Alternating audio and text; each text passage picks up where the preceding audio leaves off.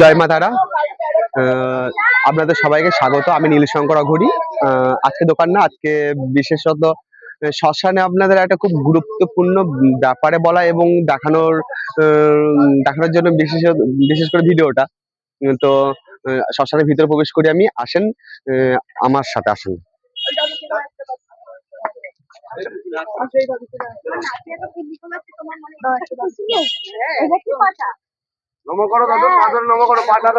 এই যে এটা হচ্ছে সেই স্থান। হ্যাঁ, এটার বিশাল মাহাত্ম্য। তো এই যে উঁচু মতন একটা ঢিবি দেখতে পাওয়া যাচ্ছে, এটা পুরাকাল বা পুরোনো কাল থেকে সত্য যুগের আগে আগে থেকেও বলতে পারো তুমি। সত্য যুগের আগে থেকেও এটা চলে আসছে, আর এখানে মানুষ পোড়ানো হতো আগে, ঠিক আছে। তো ব্যাপারটা এটাই, যে আমি যেটা বলছিলাম যে চিতার জন্যই বলা, ঠিক আছে। এটা বিশাল একটা গুরুত্বপূর্ণ স্থান, যেখানে বশিষ্ঠ, অত্রি, হ্যাঁ, কশ্যপ, এমনটা, হ্যাঁ, আরো যারা পুরোনো কালের অনেক ধরনের ভালো ভালো মুনি ঋষি আছে, অনেক বিখ্যাত বিখ্যাত, তারা সবাই তো এখানে এখানে এসছে এবং তাদের পদধূলি তো এখানে আছে। তো চিতা দেখায়, চিতাটা হচ্ছে এটা বিশাল একটা উঁচু স্থান, ঠিক আছে। তো উঁচু স্থান, উম এটা তাও এখন হাব হয়ে গেছে। আগে এটা আরো, আমি যখন আরো আগে আসি তখন দেখেছি আরো অনেক বড় ছিল। তো এটাই ব্যাপার। তো একটা মানুষ এখন যেখানে পোড়ানো হয়, সেখানে একটা মানুষ মরে গেলে অল্প একটু ভস্ম হয় না বা ছাই হয় না। তো ম্যাক্সিমাম আগে কাঠে পোড়ানো হতো, তো একটা মানুষ মরে যাওয়ার পরে অল্প একটু ভস্ম জমে, ঠিক আছে। তো এখানে সেই ভস্ম অল্প করে জমতে এখানে পাহাড় হয়ে গেছে, ঠিক আছে। মানে এখানে যে এই চিতার যে কি মাহাত্ম্য, মানে আমাদের প্রত্যেকটা গ্রামে হোক, শহরে হোক, প্রত্যেকটা জায়গাতে যেখানে আমরা বাস করি, সেখানে সব জায়গাতে একটা করে শ্মশান থাকে, ঠিক আছে। কিন্তু সেই সব শ্মশানকে টক্কর দেওয়ার মতন শ্মশান, মানে মহা শ্মশান বলা হয়, মহা শ্মশান তাকেই বলা হয়। যে এইসব গ্রাম অঞ্চলে যেসব শ্মশান থাকে, সেই সমস্ত শ্মশানকে 108টা করে যে মাহাত্ম্য বা যেই একটা ওর যে একটা মাহাত্ম্য আছে, সেই মাহাত্ম্যটা শুধু একমাত্র আমাদের তারাপীঠ মহাশ্মশানের মধ্যে, উম, তারাপীঠ মহাশ্মশানের মধ্যে, মানে আমাদের সব গ্রামের শ্মশানগুলো দেখি, যদি কেউ মরা নিয়ে যাওয়া হয় তাহলে, বা এমনি যদি কোনো দেবীকে দর্শন করতে যায় বা কোনো কিছু করতে যায়, তাহলে বাড়ি ফেরার আগে কি করতে হয়, স্নান করতে হয়, কিন্তু ঠিক আছে। কিন্তু আমাদের এখানে কি ব্যাপার, আমাদের এখানে এই মহাশ্মশান, এখানে তুমি যখন ইচ্ছা তখন তুমি এখানে প্রবেশ করতে পারো। মানে বললা, তুমি যে বাড়ি ঢোকার আগে তোমাকে যে স্নান করতে হবে বা একটা দেহের শুদ্ধিকরণ করতে হবে বা অন্য কিছু কোনো একটা ব্যাপার, তেমনটা কোনো ব্যাপার না, ঠিক আছে। হ্যাঁ, এটা অতি পবিত্র। মানে সমস্ত শ্মশানের অনেক ভাগ আছে। এবার মরা শ্মশান বলে একটা ব্যাপার আছে, কথা আছে, আবার জ্যান্ত শ্মশান বলে একটা কথা আছে, ঠিক আছে। কিন্তু আমাদের এটা সম্পূর্ণরূপে জ্যান্ত শ্মশান। আর জ্যান্ত শ্মশান তাকেই বলা হয় যেখানে সর্বদা দৈবিক গুণ সম্পন্ন মানুষ হোক, হ্যাঁ, বা তোমার বড় বড় দেবতা হোক, বড় বড় দেবী হোক, যেখানে সর্বদা বিরাজ করে, ঠিক আছে। আর আমাদের এখানে দশমহাবিদ্যা সর্বোচ্চ উচ্চ পদের একটা দেবী মা তারা মা সর্বদা বিরাজ করে। এবং এখানে তার আগে থেকেও, সেটা আমরা তারামা হিসাবে গণ্য করি বা সেটা আমরা দর্শন করি তারামা হিসাবে, তার আগে থেকেও এটা হচ্ছে আদি চণ্ডীর বাসস্থান, ঠিক আছে। এখানে এই শ্মশানে চণ্ডীপুর নাম, এই যে আমাদের সাইডে চিতার পিছনে একটা নদী আছে, হ্যাঁ। তাই এই নদী যে কি মাহাত্ম্য, তাই কেউ জানে না। এই নদী উম একমাত্র উত্তর উত্তর বাহিনী নদী, ঠিক আছে। ওকে বলা হয় আমরা বলি উত্তর বাহিনী দ্বারকা নদী, ঠিক আছে। তো উত্তর বাহিনী দ্বারকা নদী মানে মানে সর্বদা জল কি হয়, সবসময় জল সর্বদা উপর থেকে নিচে পড়ে। কিন্তু এটাই একটা এমন একটা নদী যেখানে জল কি হচ্ছে, নিচে থেকে উপরের দিকে যাচ্ছে, ঠিক আছে। এটাই ব্যাপার। তো এটাই ওই উত্তর বাহিনী দ্বারকা নদীর পশ্চিম তটে, মানে পূর্ব তটে, মানে আমাদের এই শ্মশানে, ঠিক আছে। এখানে আদি চণ্ডীর বাসস্থান, মানে আদি চণ্ডী এখানে ব্রহ্মশিলা রূপে বিরাজ করতো আমাদের শ্বেতশিমুল তলার মধ্যে, ঠিক আছে। এটাই ব্যাপার। তা সেটা পরবর্তীকালে তারামা নামে পরিচিত বা তারামা নামে খ্যাতি অর্জন করে। হ্যাঁ, এটাই ব্যাপার। তো আমাদের এটা চণ্ডী, মানে চণ্ডী হচ্ছে, চণ্ডী থেকে সমস্ত গুণ বলো, চণ্ডী থেকে সমস্ত কিছু বলো, চণ্ডী থেকে দশমহাবিদ্যা বলো, সমস্ত কিছু উৎপন্ন মেন কেন্দ্রস্থল হচ্ছে চণ্ডী, ঠিক আছে। এটা আবার যেখান থেকে সমস্ত বেদ পুরাণ যা সমস্ত সমস্ত কিছু বেরিয়ে এসছে।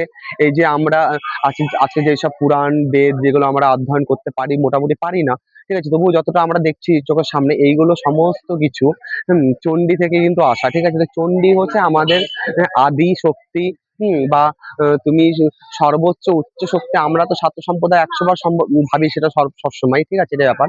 তো চণ্ডী থেকে সমস্ত দশমহাবিদ্যার উৎপন্ন হয়েছে, দশমহাবিদ্যা থেকে কিন্তু চণ্ডী না, এটা ব্যাপার। তো আদি চণ্ডীর বাসস্থান আমাদের চণ্ডীপুর নামক স্থান, যেটা পরবর্তী কালে আখ্যা পেয়েছে তারাপীঠ নামক, ঠিক আছে। তা এই স্থানটার একটা বিশাল মাহাত্ম্য বৈশিষ্ট্য, যখন আমি একটু একটু কোথায় পড়েছি জানো, তারাতন্ত্র বিলাস বা এমন কোনো একটা জাতীয় বই হবে বা পুস্তক হবে।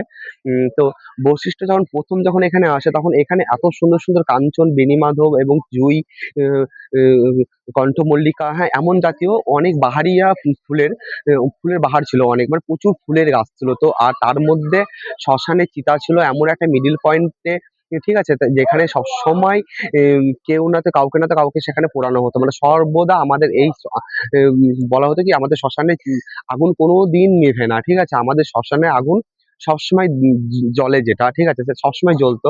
আর সেই সব দৃশ্য দেখে বশিষ্ঠ বিমোহিত হয়ে যায়, ও প্রচুর উৎসাহ পায়, এবং পরবর্তীকালে সেটা পরমপিতা ব্রহ্মাজির কাছে আদেশ পায় যে তারাপীঠের আদি তারা মায়ের তুমি সাধনা একমাত্র যদি করতে পারো, তবে ওখানে তুমি একমাত্র মায়ের সাধনা দশমার বিদ্যা তুমি সিদ্ধি লাভ করতে পারবে। কারণ সবাই আগেকার পুরানো যারা ঋষি, তাদের তো কোনো মাহাত্ম্য বা ওদের তুলনা করা যায় না, কারণ ওরা সমস্ত দিকে পারদর্শী। ওদের তুমি মহা অঘোর বলতে পারো, মহাতান্ত্রিক বলতে পারো, সমস্ত কিছু বলতে পারো। ঠিক তেমনই যখন দশম মহাবিদ্যা যখন অধ্যয়ন যখন করার ইচ্ছা যখন হলো বর্ষ, তুমি তখন উনি এখানে এসেছে, যেটা সম্পন্ন হয়নি পরবর্তী, কারণ আমাদের এখানে মহাসাধনার জন্য, ঠিক আছে, এটাই ব্যাপার।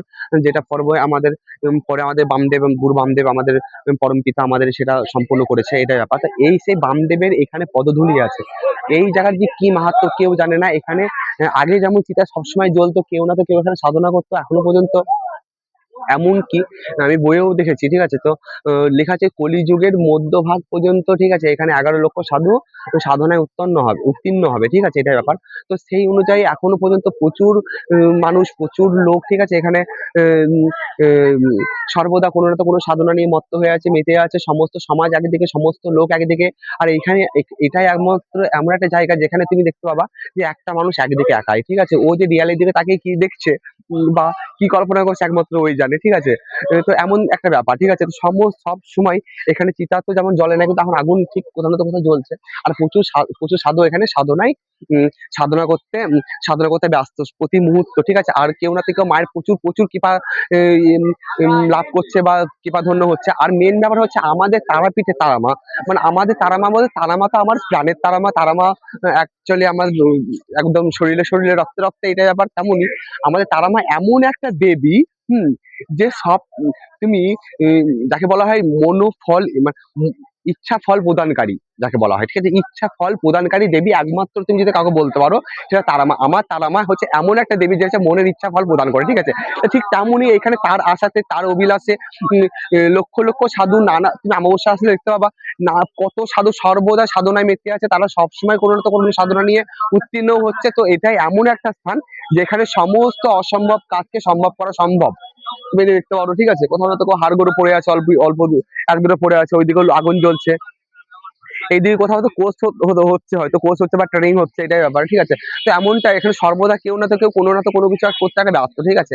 এটাই এমন একটা স্থান, এই স্থানের মাহাত্ম্য যে একটু অর্জন করেছে,